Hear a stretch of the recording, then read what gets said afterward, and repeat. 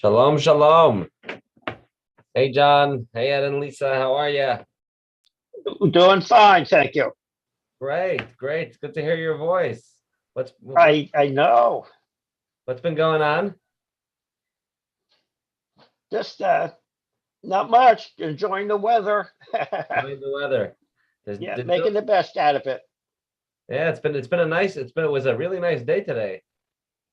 A little foggy here and on Alaska. Yesterday was nice. I mowed the backyard. Crazy. Springtime activities. Pardon?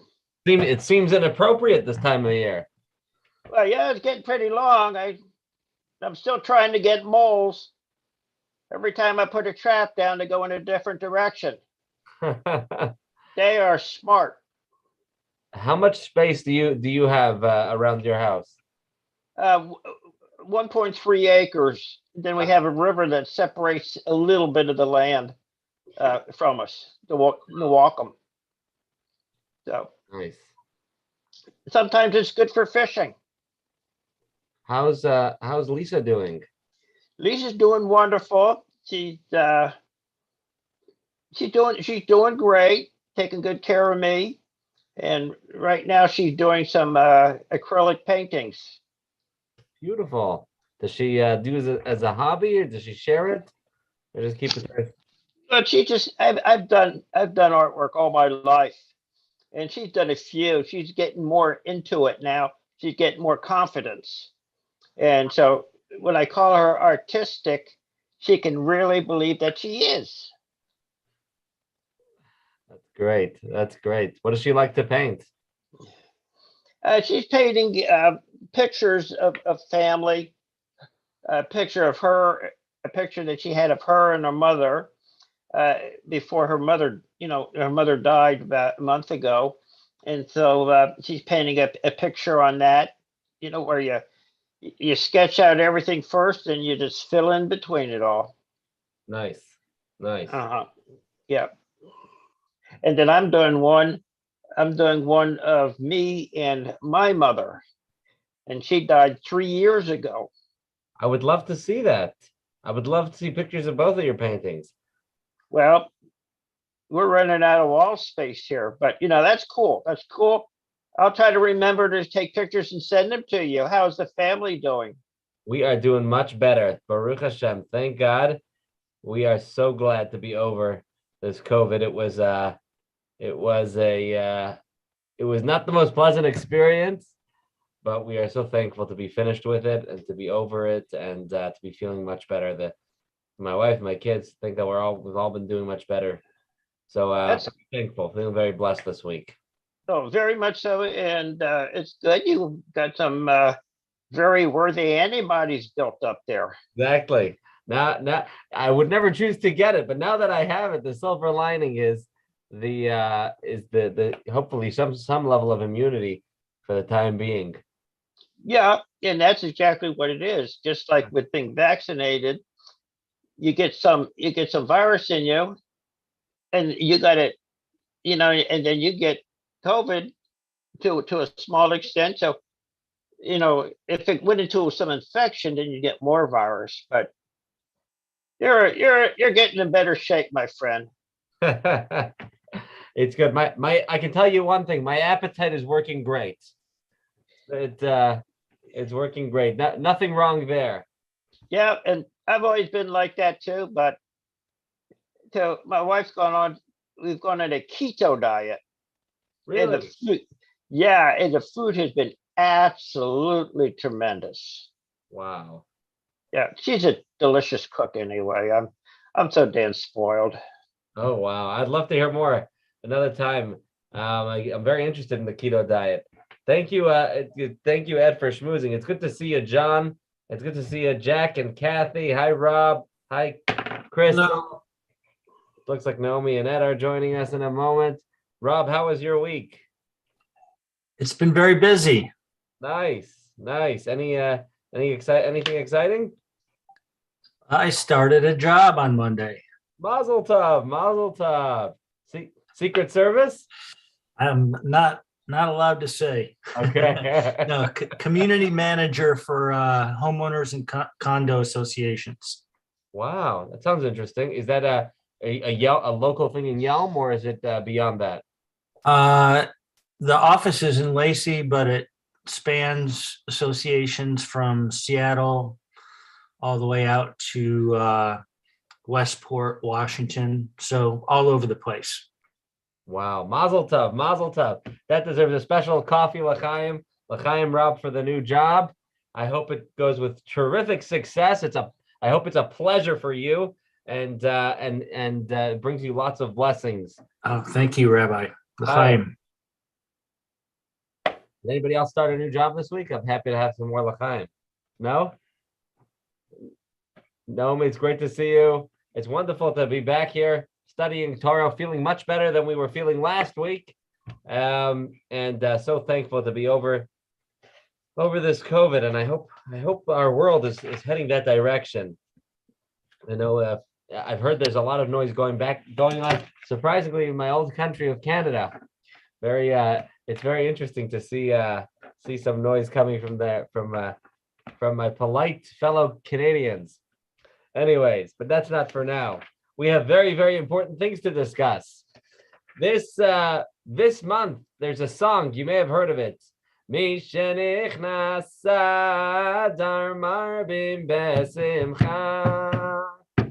the month of Adar comes in, when the month of Adar arrives, we add in joy, we increase in joy. We are in the month of Adar. This year, we get double the joy, because there's double the Adars, 2 Adars, 60 days or 59 days to be precise, of the month of Adar. The month of Adar typically contains within it the holiday of Purim. Now, we have a number of holidays throughout the year, but this month is called the month of joy. And it's interesting, even though the Purim holiday is much shorter than Hanukkah, much shorter than Sukkot, we call this a time that when this month arrives, it's appropriate to add in joy, to add in happiness.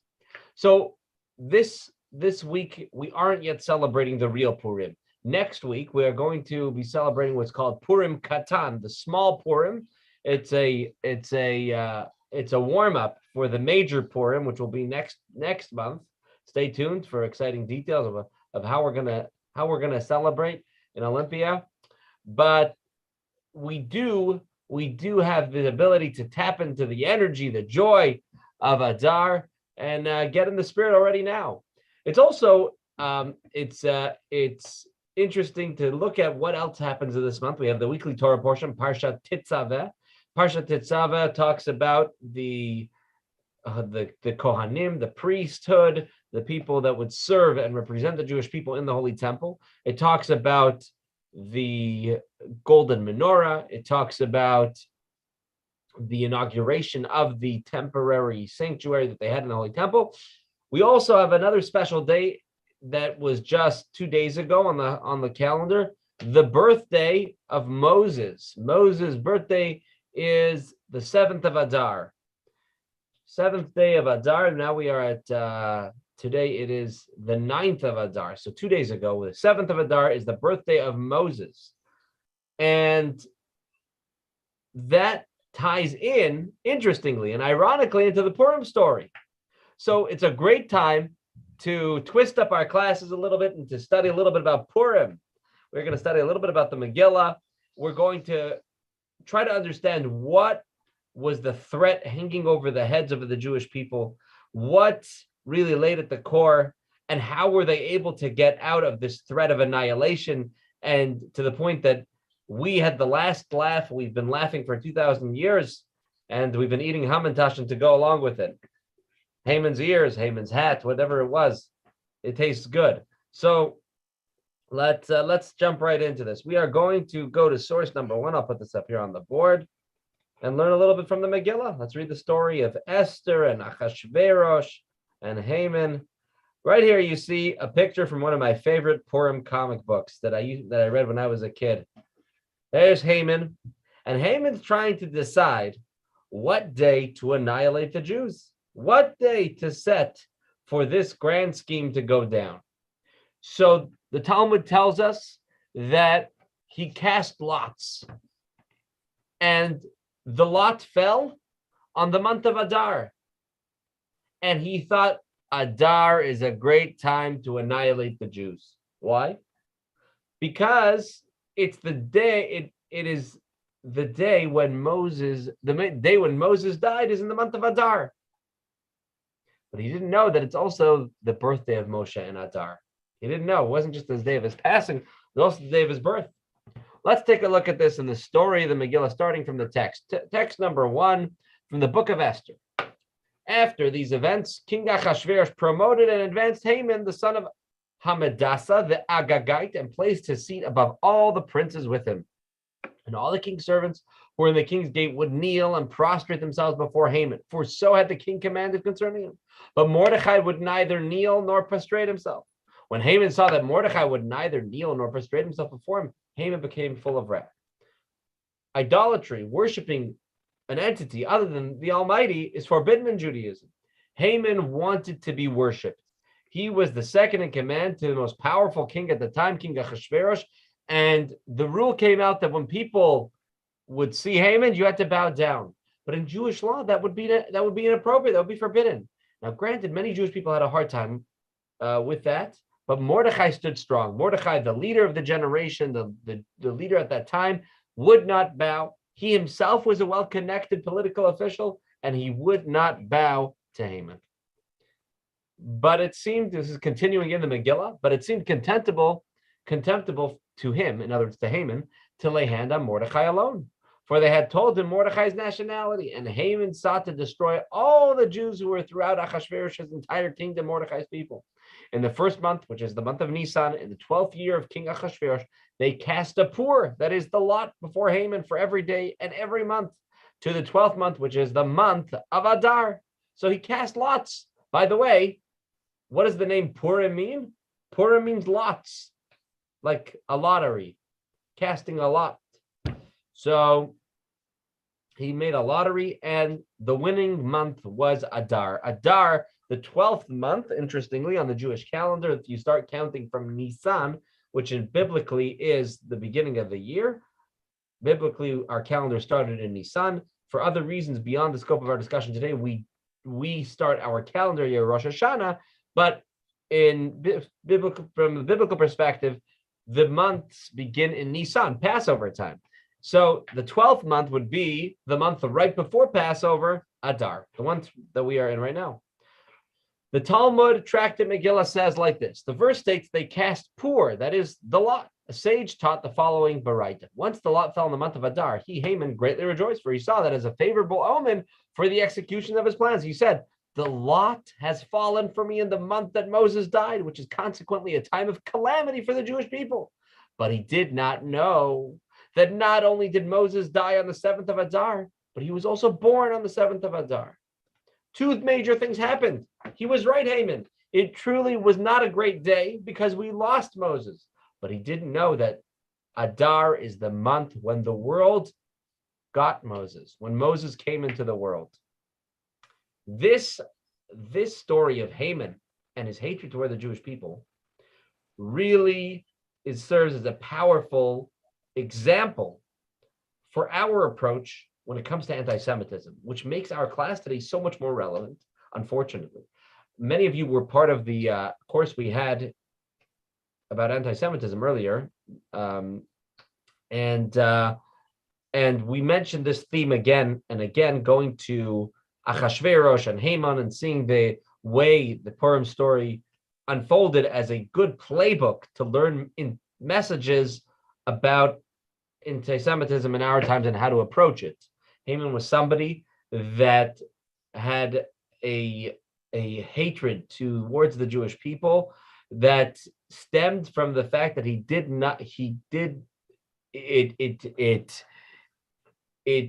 was kind of irrational, but ultimately tied into the fact that Mordecai would not bow. There was a kind of a sense of higher purpose, a sense of depth. We spoke about the deeper kind of anti-Semitism that Haman stood for. Now, the way the plot was solved also can teach us something. So let's take a moment to kind of reflect on what happens. We have the death of Moses and we have the birth of Moses. Let's take a look at what Judaism has to say about birthdays and days of passing. You know, it's also we're just a few days away from the yahrzeit of Stan Finkelstein. Some of you saw the email. We're going to be gathering for his yahrzeit next Sunday night. Hope you're able to make it. And let's see what does Yiddishkeit have to say about yahrzeits and birthdays. Let's keep reading. The Talmud says that two events took place on the 7th of Adar. Number one, the birth of Moses. Number two, the passing of Moses. When Haman wanted to designate a month and a date for the decree against the Jews he would present to Achashverosh, he didn't want to rely on his own decision-making. Therefore, he cast lots to know in which month he would succeed.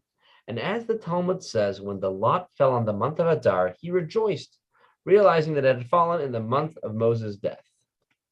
In other words, Haman knew that even with casting lots, success wasn't certain. But when he saw that it had fallen in the month of Adar, he rejoiced. The lot has fallen for me in the month that Moses died. Moses was the redeemer of Israel. The result led him to conclude that his plot would succeed.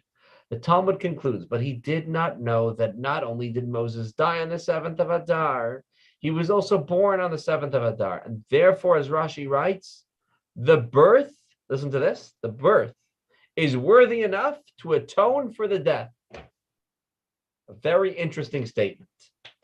The birth is so powerful, it can make up, in other words, it can overpower the energy of a calamity, like death. That's what the Talmud says.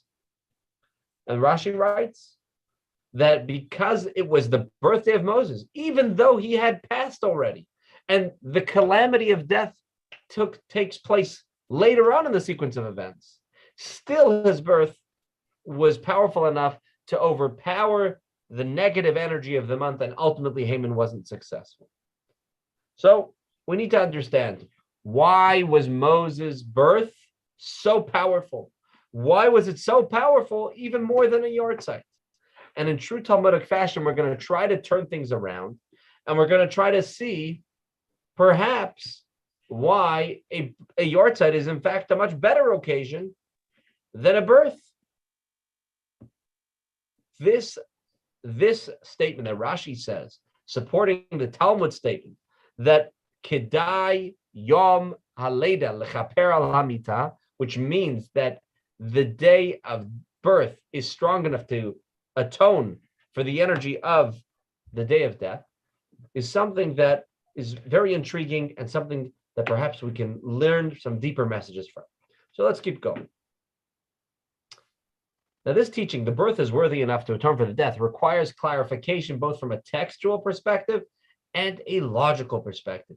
In Torah study, proof for a given matter can be brought either from the text of the Torah or through logic. Sometimes when something is spelled out clearly in the Torah's text, no logical explanation is needed, and sometimes in the presence of a strong logical argument, no textual basis is necessary. In our case, both text and logic seem to contradict the Talmud. We're lining our shots up. The Talmud is telling us that the birth is stronger than death. We are going to show proof from both a biblical text and from logic that this doesn't seem to be the case. Let's see. Here's the textual argument. Scripture states clearly the day of one's death is better than the day of one's birth. In the Hebrew, if you're familiar, take a look on the right side of the page. Tov gomer miyom hamavet miyom hivaldo. It's very plain and simple. There's a verse that says that the day of death is better than one's birth. And the logic backs that up. The logical argument. Even the greatest simpleton understands that at death, when one's life comes to an end, we are able to recognize and appreciate the accomplishments of his lifetime. This is not the case upon one's birth. We have absolutely no idea what the new baby will accomplish. We must also take into account that every person is created with two inclinations, a good inclination and the inclination to do the opposite.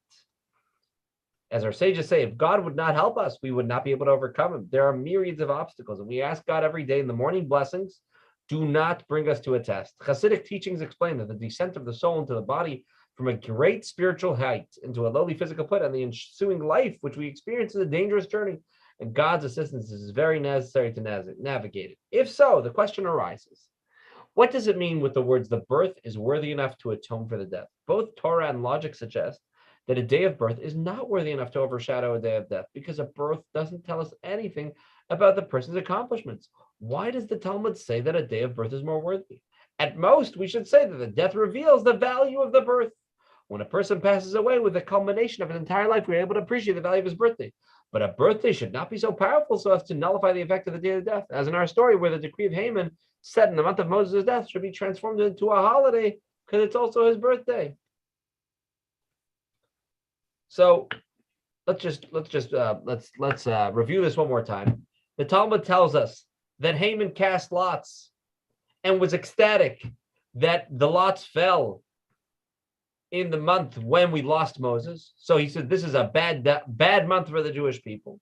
He didn't know that Moses was born on the very same day that he passed. In other words, 120 years apart. But Moses was born on the 7th of Adar and he passed away on the 7th of Adar. And Kedai Yom HaLeda, the day of birth, has so much energy, it overpowers the negativity of death. When truthfully, a baby, as exciting as it is that a new baby is born, has no track record to show, no resume. You can't go apply for a job when you're fresh out of the womb. You haven't proven yourself. When a person passes away, we can have a celebration of life. We can see what they've done, how they've used out their potential. Maybe we can say that they've made their birth worth it. But what is this Talmudic expression explaining that Yom HaLeda, that birth was stronger for Moses to overpower the power of his death? Any ideas, any thoughts about this specific case? Or any other questions, any complaints, compliments, rebuttals? Favorite Hamantash flavors?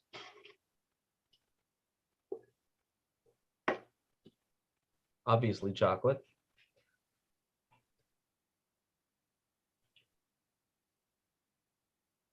All right, let's see. The Rebbe shares an explanation, and let's see what the Rebbe says. By the way, feel free to jump in if you've had something you want to share, or a question came up, or something's not clear. Please don't hesitate to unmute or to jump in. All right, Moses was different. Moses was different. How do we know Moses was different? Well, let's take a look what happened after he was born.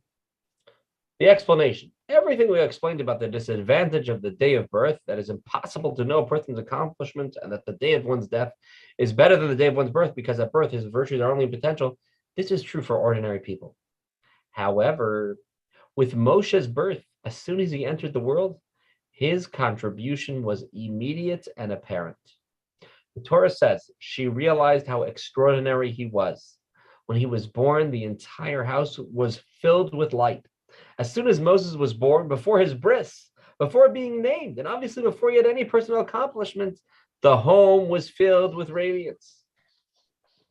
We see how in the Bible tells us, the Torah tells us that when Moses was born, Vatera oso ki tovu, Yocheved, Moses' mother, saw that he was good. And the commentaries explain, the Talmud says that when he was born, the house was filled with light. Let's take a look at Rashi right here. The woman became pregnant and had a son. She realized how extraordinary the child was. This is Exodus, and she kept him hidden for 3 months.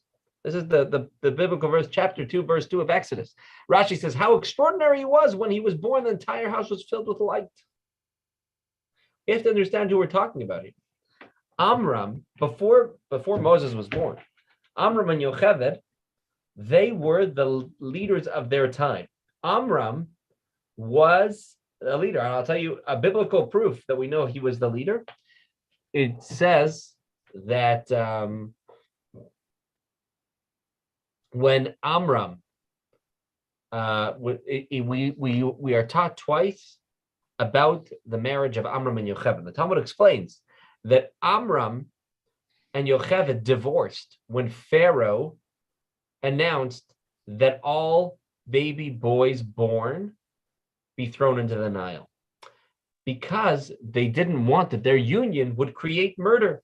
In a sense, it would be impossible to avoid having children. And if those children were male, then those children would automatically meet the end as soon as they were born. So Amram and Yocheved got divorced. And the Talmud says that as soon as they got divorced, all the Jewish people got divorced. People, they stopped procreating. Men and women left each other so as not to end up in this tragic situation. Miriam was still quite young, turned to her parents and said, what you are doing is worse than what Pharaoh did. Pharaoh made a decree that all males be killed, but you're killing all the females also. Yes, it's an extreme situation, but Miriam said you shouldn't therefore not have any children. What ends up happening is Amram remarries Yocheved, and they have a baby. They have baby Moses. The Yocheved and Miriam were both midwives, and they helped people give birth. And Yocheved did not listen to Pharaoh's decree, and she would keep the babies alive. Pharaoh called in Yocheved and said that they should end the lives of all baby boys. And Yocheved said no. Yocheved said the Jewish women they're not regular. They know how to give birth on their own, and we're just here to help afterwards. Long story short, Yocheved stands up to Pharaoh's tyranny. So what we have essentially is two holy people, two people that are already radiating with light. They're already living in a very holy frame of mind. And still, when Moses was born, there was something special about this boy chick. Nismale habayis kulei oira.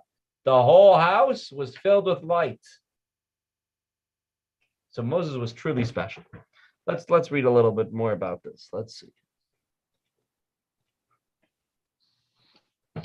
The uniqueness of this matter is further emphasized when one realizes that this took place in Amram's house. Amram was the greatest of his generation, so much so that Moses is sometimes called the son of Amram, right? In the Haggadah, and many times we talk about Moses as Ben Amram. Ben Amram, he was the son of Amram. That was a compliment, indicating that his prominence and pedigree stemmed from being Amram's son. And despite Amram's virtue, the entire house was filled with light when Moses was born. There must have been a light in Amram's house even before Moses was born. And not just any light, but a radiance appropriate for the greatest man of the generation. However, there are many degrees of light. There is the light of a candle. There's the light of the torch, the light of a fire. There's sunlight, the light of Messianic era, and the supreme spiritual light created on the first day of creation. These levels are obviously incomparable to each other. This is the emphasis of our sages in their statement that when he was born, the entire house was filled with light. The birth of Moses didn't only add light to the home or bring it to a higher degree of radiance. Rather, he brought such radiance that the previous state seemed completely dark.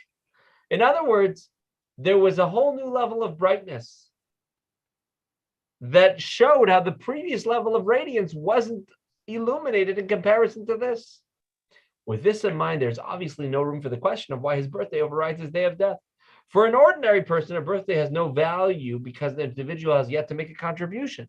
But Moses made an immediate contribution the moment he was born by illuminating his entire home.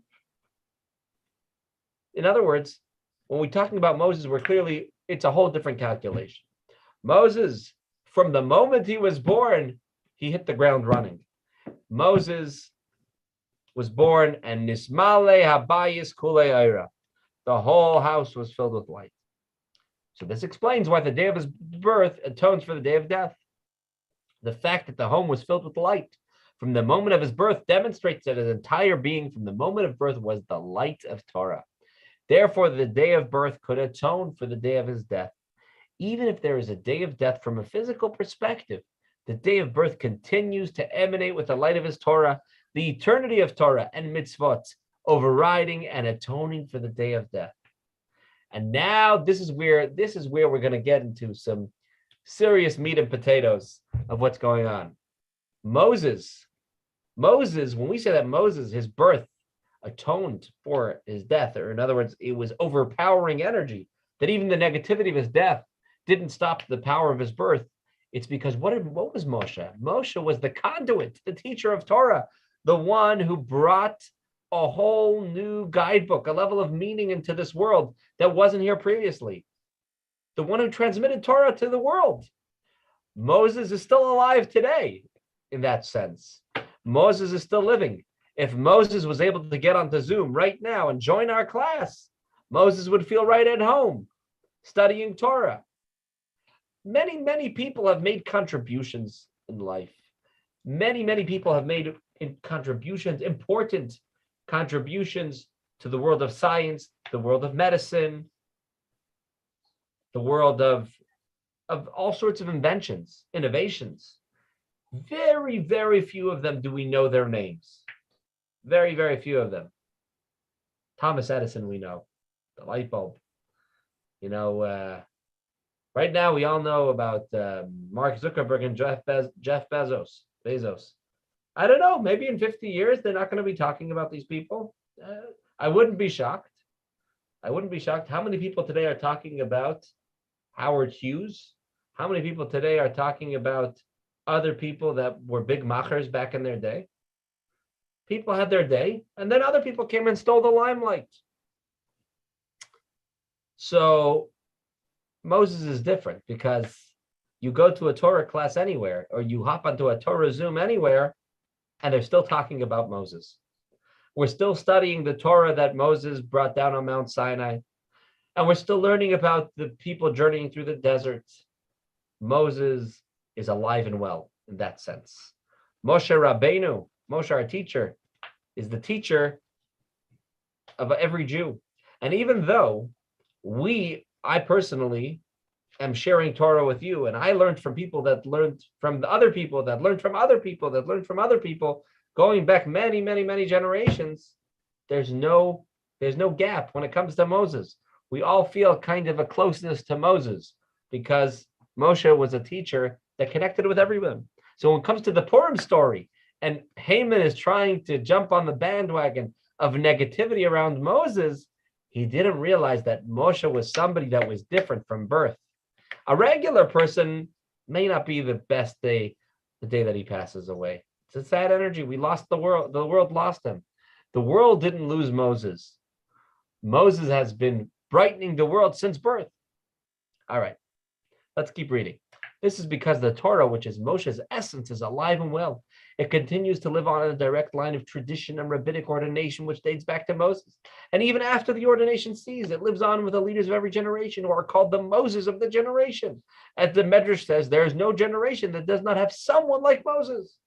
Those progeny perpetuate Torah and mitzvot, the essence of Moses, and ensure its eternity. In other words, the eternity of the Torah is what atones for the day of death, rendering the day of his death meaningless.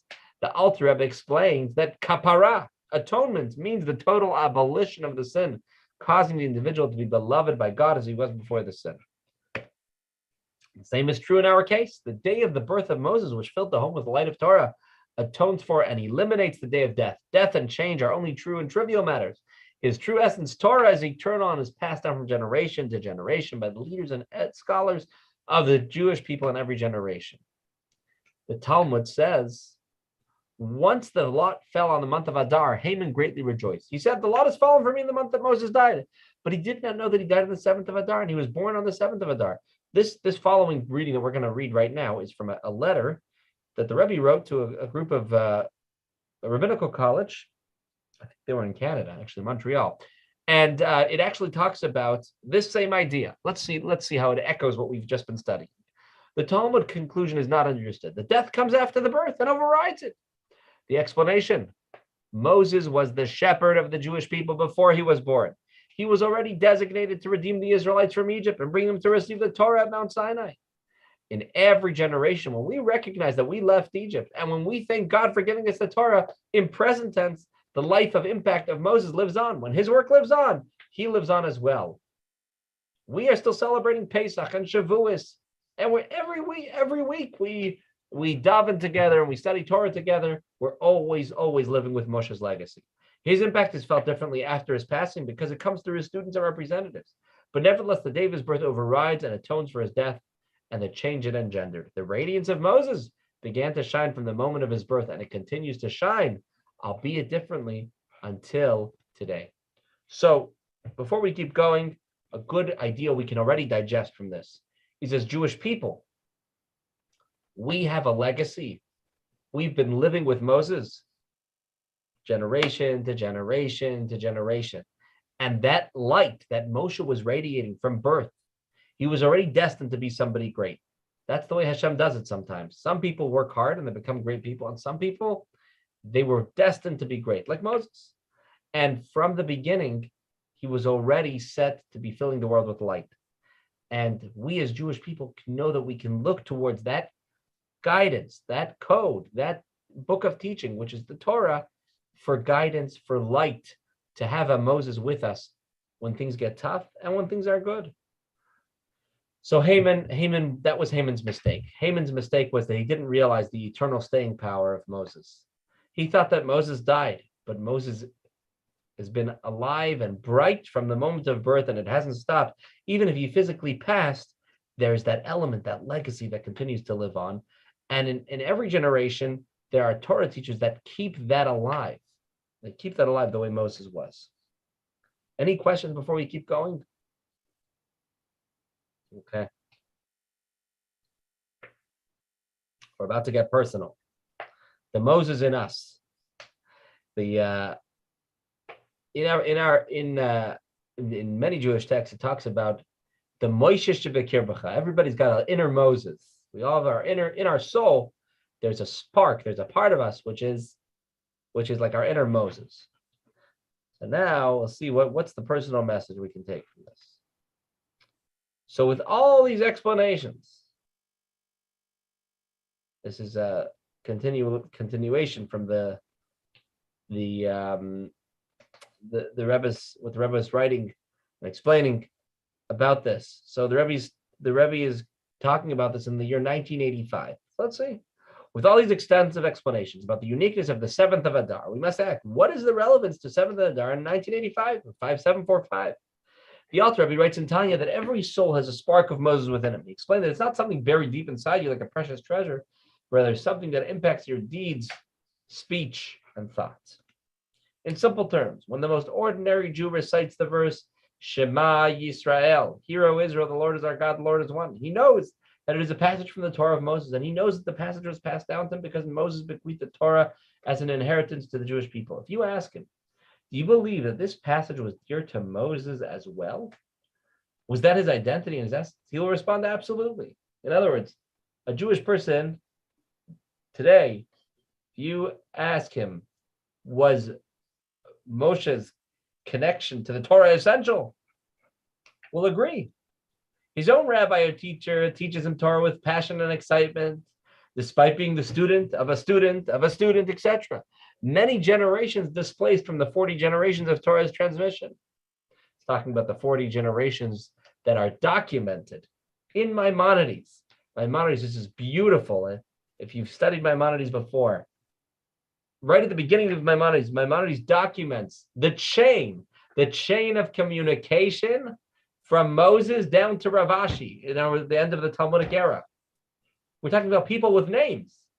Moses gave it to Joshua, Joshua gave it to this one, and this one gave it to this one, and this one taught this one, and this one taught this one. And literally the unbroken chain of Torah teaching. And Rav Ashi finished the Talmud. And then from there we know that they're Gaonim. This is, we can follow the chain and we can envision it. We can see it. This is not just fantasy. There's people, names, and places and times. So teacher after teacher after teacher, even though there are many, many years after Moses and after these 40 generations that we know were recorded, we are still passionate about Moses, passionate about Torah. If so, this was certainly true of Moses. Torah was his entire identity. It would be so foolish. It would be foolish, this fellow would say, to assume otherwise. The question is foolish altogether. I mean, somebody asked, was Moses into Torah or more into or more into other things. Of course, they'll tell you, even a person who's not very familiar with Judaism will probably be in full agreement that Moses was very good connected with the Torah because that unbroken chain has stayed with us. You might ask him further, is passion in any given matter evidence that the matter is essential to you? Of course he will respond. He knows it from his own experience, meaning if somebody's passionate about something, then it's usually something that's important to you. It's essential to you. When he engages with something with a passion and with enthusiasm, it connects to his very soul. When it's a matter of Judaism, it connects to the deepest part of his godly soul, to whatever extent he can understand and perceive it. That being the case, he understands that when Moses transmitted the verses of Shema Yisrael, he also transmitted all his passion and enthusiasm, his essence. Thus, there is no novelty to the fact that he harbors a spark of Moses in his own heart. He knows that if he will only allow the spark of Moses to give an opinion or even take over, observing Torah and mitzvah will become a minor, easy endeavor. In other words, our soul, our godly soul, is connected with Moses. Moses made an everlasting imprint, more than any other Jewish leader, more than other people in our world. Even if you're into music and you really love Beethoven, or you're into art and you really, really appreciate Da Vinci, or you really appreciate reggae, and you love Matisyahu, or whatever it is, or you're into food like I am, and you really appreciate a good Jewish cook, a good chef, and you're passionate about what you eat. Still, there's a spark of you inside of your soul that's connected to Moses. Every Jew has it automatically. Not all of us are aware of it, but when we let it talk, when we let it be there, it makes it easier for us to connect with our Jewish heritage, to connect with the things that are important and valuable for us in the long run. So now we're standing on the 9th of Adar. Today is the 9th of Adar, Thursday. It's Thursday, March 10th, or February 10th, but the 9th of Adar. With that in mind, we can take the following lesson for 7 Adar this year. Every person in every generation, every situation has a spark of Moses within it. Therefore, when the day of 7 Adar arrives, one home should be filled with light, one's home, environment, and all one's surroundings. When more and more people see this light and grasp the radiance shining within the universe, it serves to automatically nullify the darkness of exile and impurity. Our sages say that a little bit of light chases away a lot of darkness. How much more so in our case when there's a lot of light and only a little bit of darkness remains? In other words, we live in a time where it's possible to radiate light in a great measures, to make an impact virtually without leaving the comfort of our home. We can make a big difference in our world. This is a week when we're celebrating not just Adar, Purim, and how Haman failed. We're celebrating how Moses' legacy is strong and kicking. It's illuminating. It's growing. You know, I gotta say, it hits home for in a contemporary way in respect to the way people connected to the Rabbi of blessed memory, who passed in 1994. And I was just a little boy then. I was born in 1991. So you look back at old newspaper clippings and look back at old things that are recorded from back then. Many felt that the movement, the gift that the Rebbe had given the world, which was the idea of every Jewish person sharing with another, and sending his own students not to live in Brooklyn, but to move out all over the world, that would kind of wind down. The inspiration would peter out without the Rebbe. The reality is that the Rebbe's team, an army of emissaries, have doubled, tripled, and it's just growing in leaps and bounds. And there are people everywhere that are more and more aware and connected with their Judaism because of the Rebbe now, after his passing, even more than before when he was alive.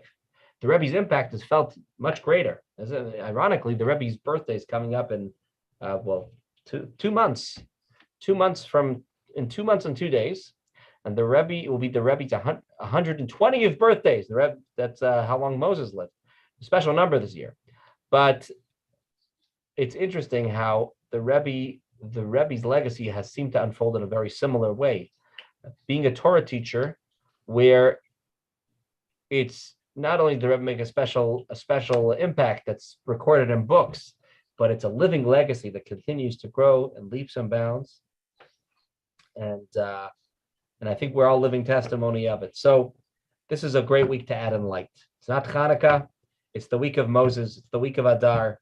It's a great day to listen to our inner Moses, to let our inner Moses just be in control a little bit. Give it admin privileges just for, a little bit of time, and let it encourage us to do one more mitzvah, to make Shabbos special this week, to light candles on time, to make Kiddush Friday night, to study Torah, call your mother, call a sibling, call a friend, do something kind and positive, give charity, something to make this world a brighter place. Thank you for joining. I'd love to hear any feedback, comments, catches, and I also want to wish everybody a good and healthy Shabbos.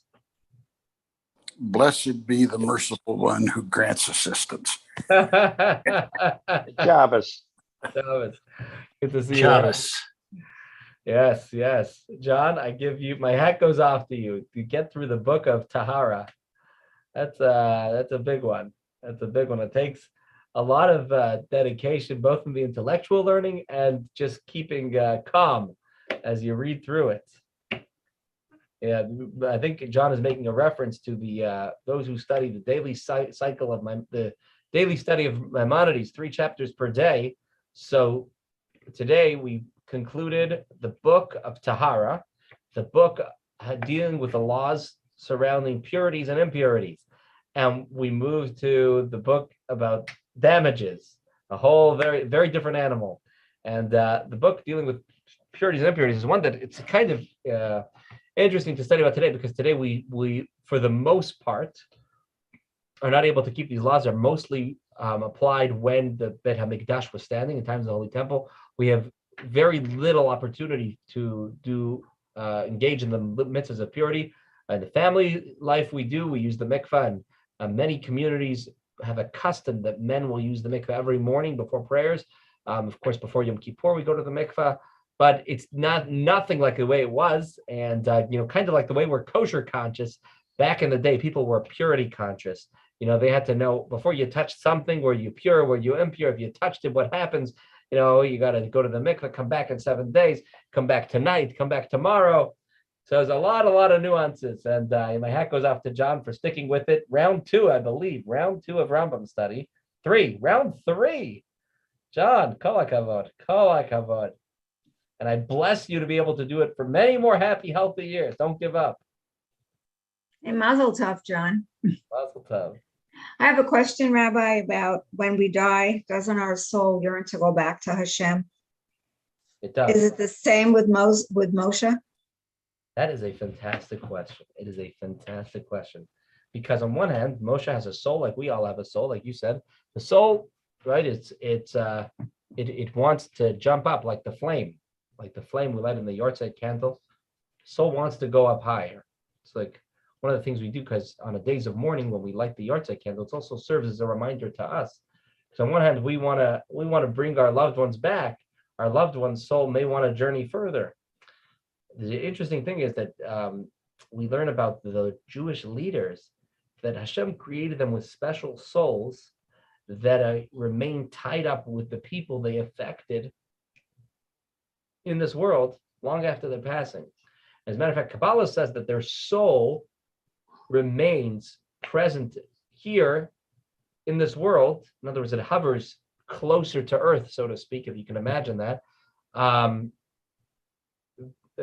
differently than a regular soul does. So typically, if you go to visit someone's gravesite, typically we're taught that the majority of the soul has become elevated, and there's just a small part that remains connected to the gravesite below after the whole period of Kaddish and the first Yortzeit. For a Jewish leader like Moses, it's different. We say that leaders, people that led communities, that led generations, their neshama hovers continuously to be there as a place of hope and inspiration. So their neshama has a different relationship in that sense. There's a certain connection that it makes down below that doesn't let go of, and the neshama stays here and wants to be connected down here.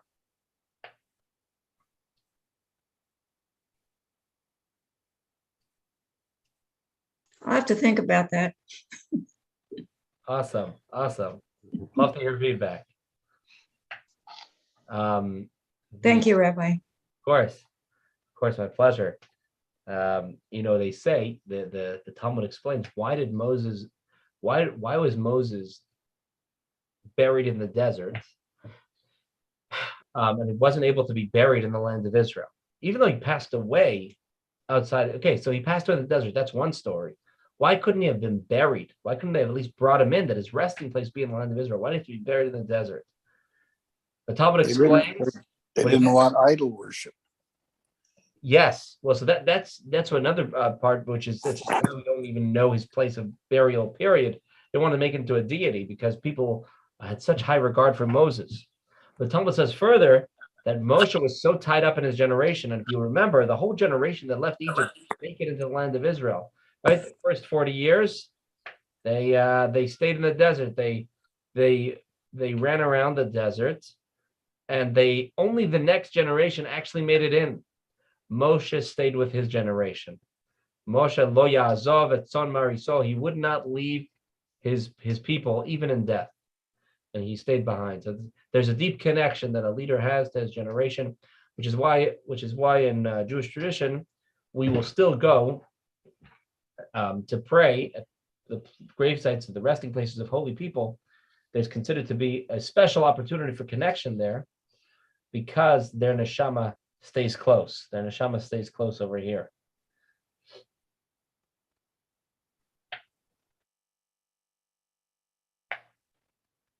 I read somewhere the other day that on the tomb of the Rebbe, it doesn't recite his date of death. Is that correct?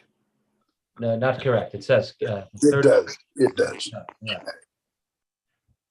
it does. Yeah,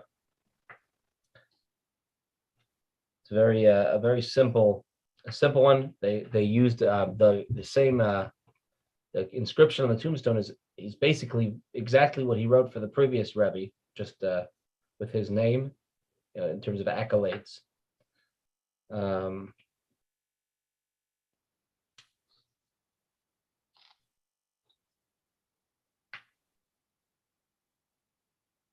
I had a very special experience yesterday. I was able to meet. I met with a young man who has special needs, high functioning special needs, and we are going to get ready for his bar mitzvah. And this was a special bar mitzvah conversation, different than I've had with any other previously in my experience, and I'm looking forward. It's so special to be able to help a young man with that interacts differently with our world for his bar mitzvah. So I'm excited to keeping you updated about that, and inviting you to celebration, God willing, in November. Stay tuned. Let's get rid of this COVID thing. I think it's time. Genugschein. Yep. All right. Everybody be healthy, be well. Good Shabbos.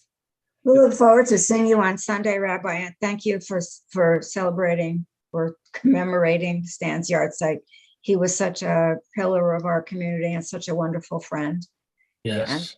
And I hope many people will be there to acknowledge him. I hope so. I know it's a time when not everybody feels comfortable, and I just hope people will come out. I always feel kind of like a sense of guilt about Stan. Like I feel like we never did justice to him. We would have. He was such a mensch. He would have deserved a nice big gathering and whatever. And I just felt like I'm so happy that we're able to gather daven on Sunday night and we'll share memories, say l'chaims, and I'm really looking forward to it. I remember gathering at his funeral is right at the start of COVID, and everybody was kind of unsure how to handle it, because we didn't have any protocols or anything like that going on at the time. So it's nice to remember Stan and kind of make up for that unsureness. And I too, I'm going to try and make it myself. I don't know if I'll be able to make it, but I'm going to try. And hopefully everyone else has a good Shabbos weekend. And I'm glad you're recovering well. Rabbi, how's the rest of the family doing? Thank God we are all doing better. It was a quite an ordeal, but thank God we are over it. We are so blessed to be able to be past it and to have healed well. What protocol did you use to get better? We took vitamins. Vitamins we took were 1,000 milligrams of vitamin C, something called quercetin. I'm not sure if that's Quercetin, I take that like that. on a daily basis. Yeah. Zinc, and vitamin D3. In addition to regular multivitamins, I decided, I think I said all four. Yeah, I think it's 4 vitamins that we were given to take, and thank God we didn't need anything else. We didn't need, we had very, I would say, it was flu symptoms. It was very unpleasant. Not me. I was, thank God, okay, but my wife and kids, I mean, they were throwing up, and so many aches and pains. But it was a flu. It was like, right. Thank God, and for my wife, heavy coughing. Thank God she's finished with that. But so we didn't end up going and getting anything else, like any medications or monoclonal antibody treatment, and we're vaccinated anyway. So, well, the good news is that you should have an immunity now, a natural immunity, in addition to being vaccinated. You should be doing very well. So I think so. It's like a silver lining, that there's like a certain sense of feeling less, more at ease. That at least for the time being, until the next surprise arrives, we're not getting anything. But right. We're blessed that that's all it was. Well, hopefully there won't be another variant that's very devastating or contagious, highly contagious, or has strong symptoms. So I hope so.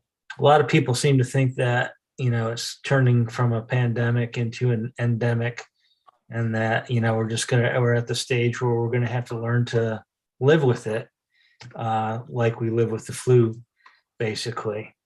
So we'll see what happens.